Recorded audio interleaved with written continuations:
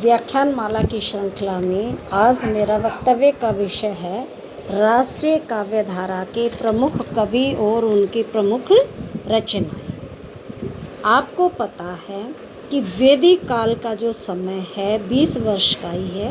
अत्यधिक अल्प काल के अंदर भी इस काल के कवियों ने हिंदी साहित्य का संवर्धन करने में विशेष भूमिका निभाई। सर्वप्रथम राष्ट्रीय काव्य धारा के कवि जन्म के हिसाब से आते हैं अयोध्या सिंह उपाध्याय हरिऔध। हरिऔध जी का जन्म सन 1865 ईस्वी में हुआ। इनका निधन सन 1947 ईस्वी के अंदर हुआ। अब हम देखते हैं कि हरिऔध जी की जो प्रमुख रचनाएं हैं वे कौन कौन सी हैं और उनका प्रकाशन वर्ष कौन सा है। सर्वप्रथम रचना है इनकी प्रिय प्रवास। प्रकाशन वर्ष है 1914। प्रिय प्रवास का प्रकाशन वर्ष है 1914 ईस्वी। चुभते चौपदे सन 1932 ईस्वी। पद्य प्रसून 1925 ईस्वी। पद्य प्रसून सन 1925 ईस्वी। चोखे चौपदे सन 1932 ईस्वी। चोखे चौपदे सन 1932 ईस्वी। रस कलश 1940 ईस्वी। रस कलश 1940 ईस्वी। वैदेही वनवास सन 1940 ईस्वी में। यहाँ विद्यार्थियों हम देखते हैं कि हरिऔध जी की सन 1940 ईस्वी में 2 रचनाएं प्रकाशित हुई जिनका प्रकाशन वर्ष एक ही है, रस कलश और वैदेही वनवास। दूसरे नंबर पर आते हैं राय देवी प्रसाद पूर्ण। राय देवी प्रसाद पूर्ण। इनका जन्म 1868 ईस्वी में हुआ और इनका देह अवसान सन 1915 ईस्वी में। रचनाएं इनकी जो प्रमुख रचनाएं हैं और उनका जो प्रकाशन काल है स्वदेशी कुंडल। स्वदेशी कुंडल का प्रकाशन वर्ष है 1910 ईस्वी। मृत्युंजय। मृत्युंजय का प्रकाशन वर्ष है 1904 ईस्वी। राम रावण विरोध। राम रावण विरोध सन 1906 ईस्वी। वसंत वियोग सन 1912 ईस्वी। सन 1912 ईस्वी। इसके बाद तीसरे नंबर पर आते हैं रामचरित उपाध्याय। रामचरित उपाध्याय। इनका जन्म है 1872 ईस्वी और इनका देहावसान है सन 1938 ईस्वी। इनकी जो प्रमुख रचनाएं हैं उनका विवरण इस प्रकार से है। राष्ट्र भारती। राष्ट्र भारती। देवदूत। देवसभा। देवसभा। विचित्र विवाह। रामचरित चिंतामणि। रामचरित चिंतामणि। सुक्ति मुक्तावली। सुक्ति मुक्तावली। चौथे नंबर पर आते हैं गया प्रसाद शुक्ल सनेही। गया प्रसाद शुक्ल सनेही। सनेही जी का जन्म 1883 ईस्वी में हुआ। सनेही जी का जन्म जो 1883 ईस्वी में हुआ और इनकी मृत्यु जो है 1972 ईस्वी में। 1972 ईस्वी में। इनकी जो प्रमुख कृतियां हैं वे इस प्रकार हैं। कृषक कुंदन। कृषक कुंदन। प्रेम पचीसी। प्रेम पचीसी इनकी काफ़ी चर्चित रचना है। राष्ट्रीय वीणा। राष्ट्रीय वीणा। त्रिशूल। त्रिशूल भी इनकी काफ़ी ख्याति प्राप्त रचना है। तरंग। और लास्ट है इनकी करुणा कादंबरी। करुणा कादंबरी। 5वें नंबर पर आते हैं आपके राम नरेश त्रिपाठी। राम नरेश त्रिपाठी। राम नरेश त्रिपाठी जी का जन्म 1889 ईस्वी में हुआ।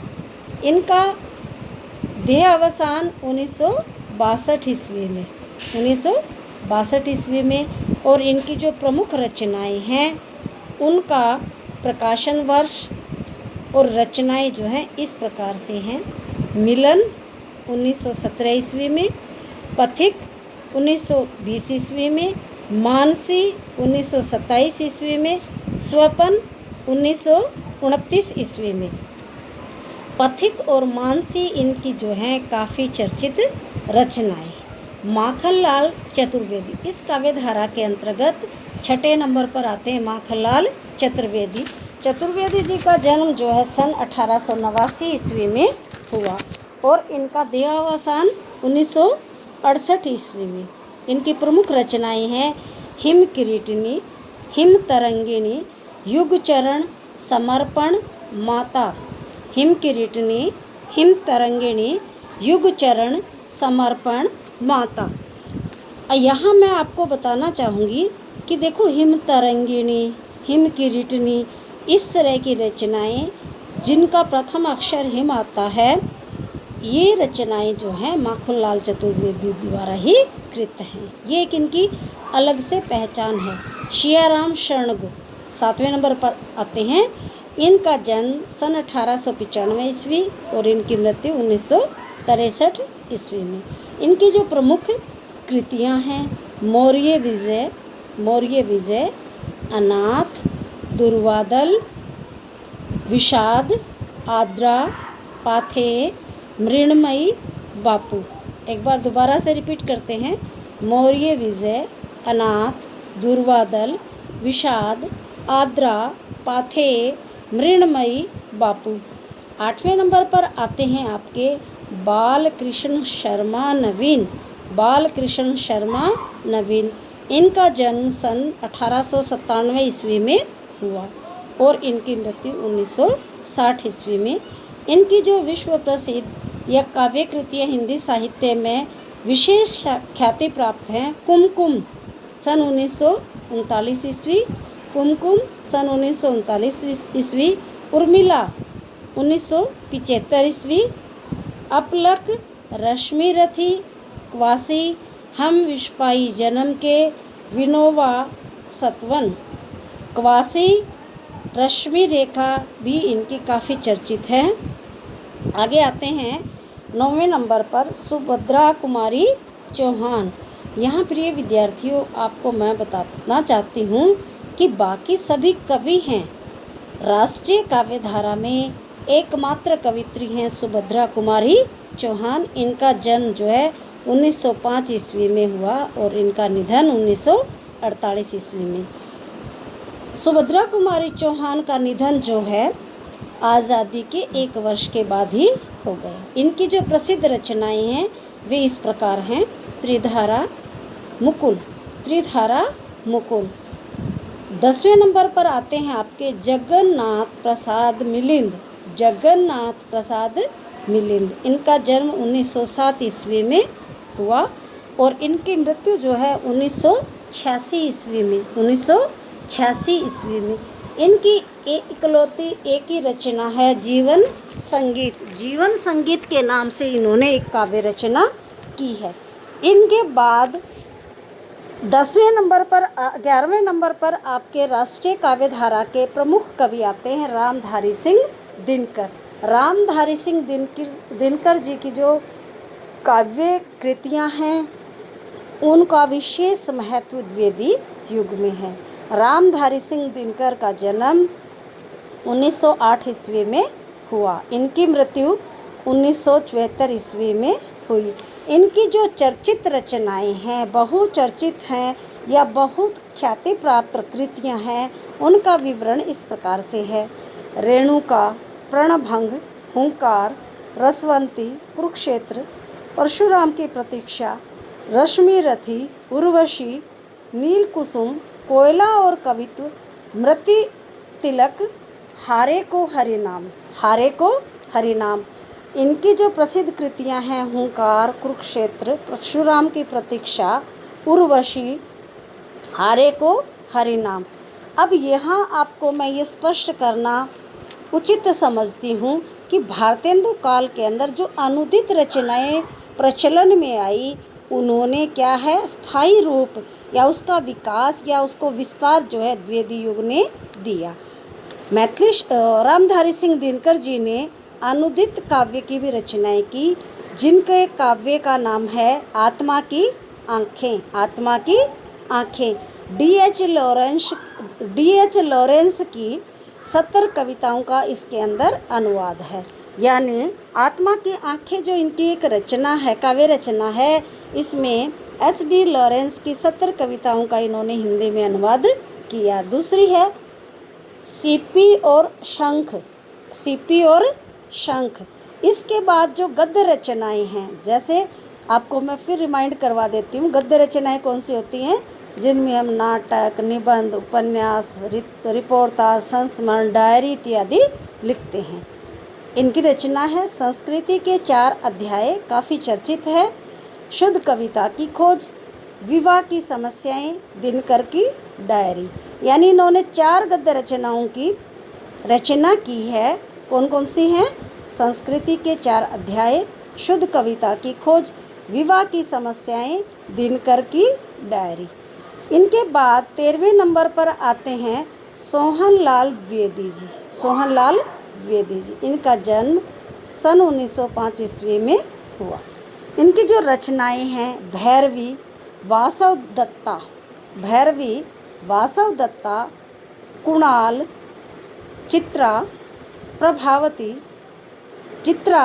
प्रभाती, युगधारा, पूजा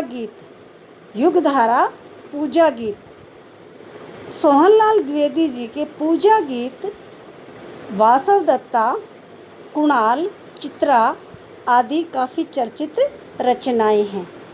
इनके बाद 14वें नंबर पर आते हैं आपके श्याम नारायण पांडे। इन्होंने 2 ही काव्य कृतियों का निर्माण किया है। हल्दी घाटी, पहली है हल्दी घाटी, दूसरी है जौहर। अब इस प्रकार से जो हमने उपयुक्त विवेचन किया है या जो समीक्षा की है, उसमें राष्ट्रीय काव्यधारा के जो प्रमुख कवि थे, हरिओद जी, शियाराम शरण गुप्त, देवी प्रसाद पूर्ण, सुभद्रा कुमारी चौहान, सोहनलाल द्विवेदी, बालकृष्ण शर्मा नवीन, शियाराम शरण गुप्त आदि, इन कवियों की जो प्रमुख कृतियाँ थी। और इन कवियों का जन्म, मृत्यु, इनके बारे में जितने प्रश्न बनते हैं, उनको मैंने विस्तार से अपने वक्तव्य में शामिल करने की कोशिश की है। यहाँ मैंने कवियों का जो विवरण दिया है, जन्म के अनुसार दिया है। कई बार आपसे प्रश्न पूछा जाता है, 5-6 कवियों के या 4 कवियों के नाम दिए जाएंगे और आपसे पूछा जाएगा कि इन कवियों को जन्म के अनुसार आरोही क्रम में लिखिए।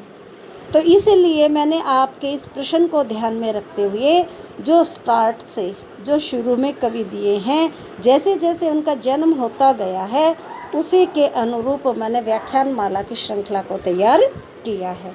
और मेरा आपसे आग्रह है कि आप जो अति लघुत्रात्मक प्रश्न करने से पहले जो मैं कवियों के बारे में, उनकी रचनाओं के बारे में, काव्य पंक्तियों को जो उद्धृत करती हूँ उनके बारे में बताती हूँ, उनको ध्यान से पढ़ो, क्योंकि उन्हीं कवियों पर, उन्हीं की रचनाओं पर या उन्हीं काव्य पंक्तियों पर परीक्षा में आपसे प्रश्न पूछे जाते हैं। और अगर आप ये आगे वाला समीक्षा वाला भाग अच्छे से पढ़ लेते हो, तो आपको जो अति लघुत्रात्मक प्रश्नमाला है उसको करने में समस्या नहीं आएगी। 60 से 70% प्रश्न तो आपके, जब आप उस समीक्षा को, उस प्रश्न को विस्तार से पढ़ लेते हो, तो उसी में से हल हो जाते हैं। जैसे आपसे कई बार पूछते हैं कि फलां कवि की कौन सी रचना है, या ये रचना किस कवि की है, ये रचना किस काल की है, तो ये, या कई बार कवियों का मिलान करना होता है उसकी रचनाओं के साथ। कोई कवि आदिकाल का दे दिया, कोई रीतिकाल का, कोई भक्ति काल का, और कोई आपका आधुनिक काल का। जब आपको प्रत्येक काल के कवि पता है, कवियों की रचनाएं पता है, तो उनका सुमेल करने में आपको कोई परेशानी नहीं आती। इन्हीं शब्दों के साथ मैं आज के अपने इस वक्तव्य को विराम देती हूँ। और जो वैश्विक महामारी है उसके बारे में 2 लाइनें। घर पर रहे, सुरक्षित रहे। धन्यवाद।